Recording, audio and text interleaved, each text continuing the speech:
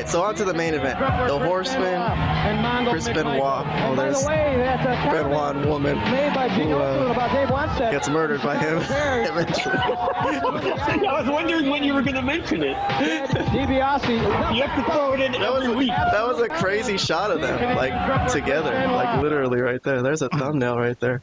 And Mongo McMichael. Good guy. And by the way, that's a good comment. Guy. How do you play this storyline on WWE Network without including these segments with Benoit? I don't know. I have no idea. It must have ruined everything.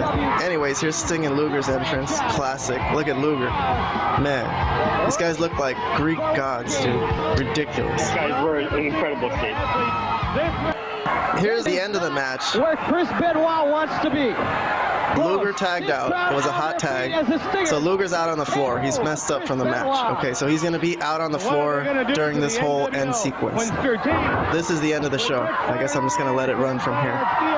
Double ring at WarGames. And this one, here we go. So Mongo's going to come in as Sting's got Benoit on the Scorpion. Sting drop kicks Mongo out of the ring, and this is where shit's going to go sideways because the NWO is going to show up to ringside. And the Four Horsemen thought they were going to be gone because they spray painted the production truck and they thought, oh, they're cowards, they're probably going to run away because that's what they always do. But here we go. Hey, wait a minute! Hogan is here! Oh my goodness. And he's taking elbow. Get him the heck out of here. These guys don't really want to get their hands on the NWO after everything that's happened. And here's their chance right in front of him. Got a bottle of spray paint in his hand. Hogan's backing up around the ring. And there goes Scott Hall, waiting in the shadows. And there's Kevin Nash. And they're beating the shit out of Mongo McMichael. I have to describe this for the audio people, Vlad, just so you know. But here's the first instance, another historical instance, of them spray painting NWO on somebody's back. Look at this, Robert.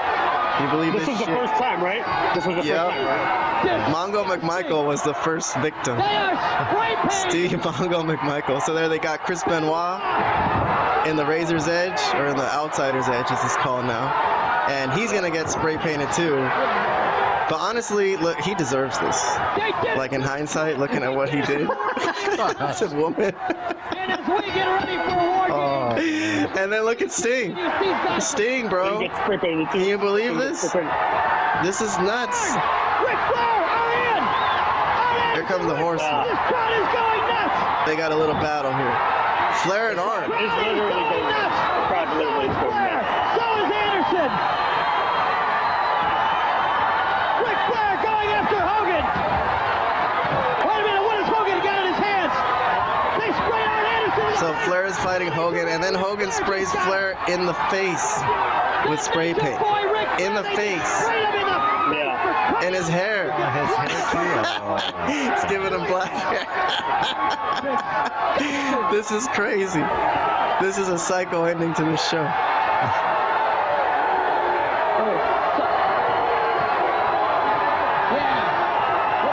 And there's the NWO in the middle of the ring. Standing tall, although the fans are throwing all kinds of shit at them. And I noticed Bischoff say on commentary, and I can't blame them. He's not saying, oh, you shouldn't do that, these are performers. He's saying, I can't blame them for what they're doing. But this is something that started during this angle when Hogan turned bad. He started throwing things at him right away. This became like a thing in WCW, which is kind of weird, really looking back on it. In today's day and age, this wouldn't really fly. But the fans, I don't know, some of them thought it was real, I guess, maybe, or some of them just didn't like this angle. It's still real to me, damn it. So here they go to the announcer's desk. Bischoff bails out, and Hogan and Kevin Nash take the microphone. Ready or not, here we come. Oh, and he's gonna tag up the WCW Nitro sign with NWO.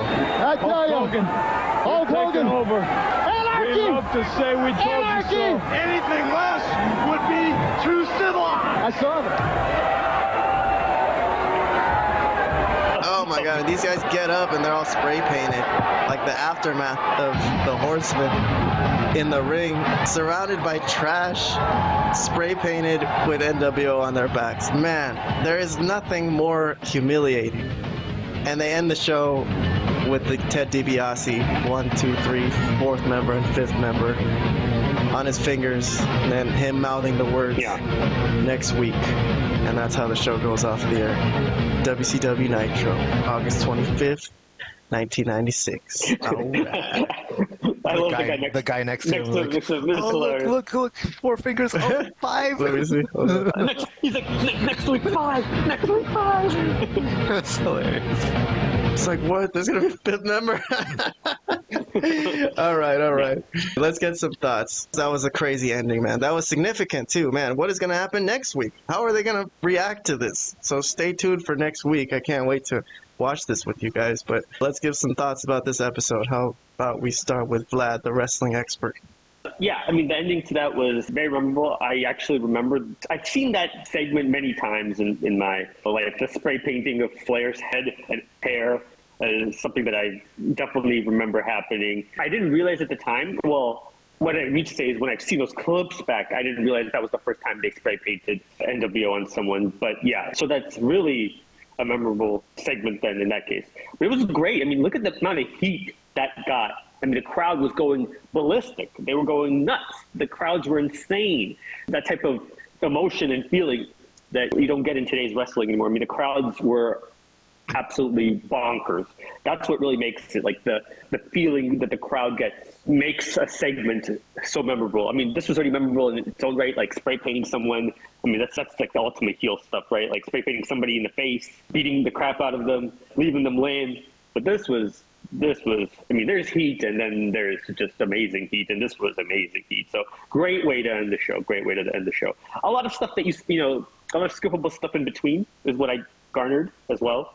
But the ending to that show was just perfect. Like, masterfully done. Couldn't have been better. Robert? All right, so I saw bits and pieces of that in documentaries, but I never saw the part where they spray painted Ric Flair's hair. So that was the first for me. I had never seen that. And I loved how involved the crowd was. They were really getting into it. We just don't see stuff like that anymore in wrestling today. I do have one question though. This was dated August of 1996. So then Ted DiBiase must have just left WWF. Was that like right after his run with the ringmaster Steve Austin? Exactly. Okay. You nailed it. It's just funny to me that the crowd were throwing shit, but to them it was kind of warranted. They're like, dude, this guy just spray painted a dude in the face. Like, these are fucked up people. Spray painting them too. Like, come on. So they were like, we're flinging this shit. We don't give a fuck. So not just spray painted someone. Spray painted Ric Flair, who's like a known commodity, especially a god, a wrestling god. A wrestling god, but especially in the South. I think that was in Florida, that Nitro. So he's a wrestling god for sure in that part of the country. Yeah, so that was incredible, them putting the NWO over like that and letting them do that, because there was probably a discussion like, dude, we're going to spray paint you. They were like, what the fuck? Like, okay, for the good of the business. But, dude, that is humiliating. Whether you're a wrestler or not, to get spray painted like that, that's pretty tough. But they did it for the good of the business. Chris Benoit, I thought that was funny because he deserved that very much so. He's double murderer, we know. K has to meet his quota. But the most significant thing from that segment I thought was Sting getting spray painted. That was kind of on the side because, yeah, the Flair one was nastier because it was all over his face and his hair.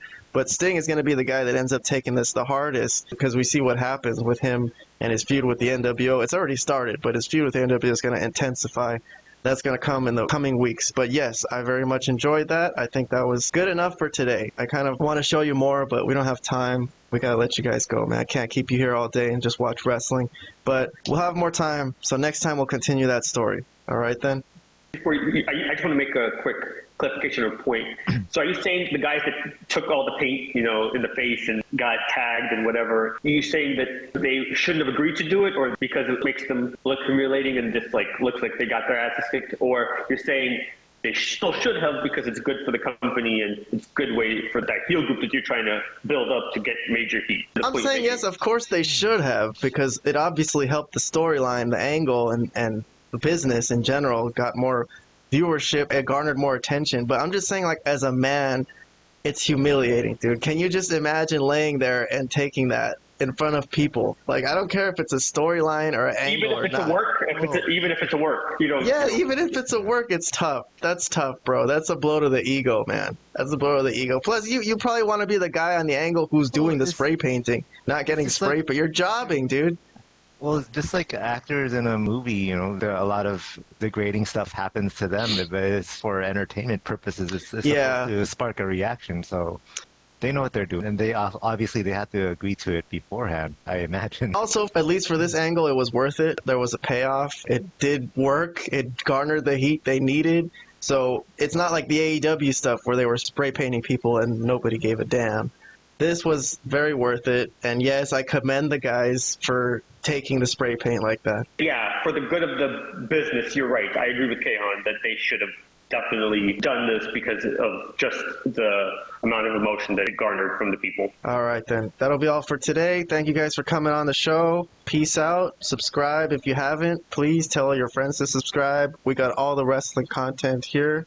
Subscribe also on podcast platforms, Spotify, Pandora, Apple Podcasts, whatever you listen on. So that way you can save data, you know, no videos, but we'll describe it to you as best as we could. In case you're at a job or something where you can't watch videos, you can still listen to the Malapert Smark Podcast. All right, thank you to Robert, the Frozen Asian, and thank you to Vlad, the wrestling expert. We'll see you guys next time.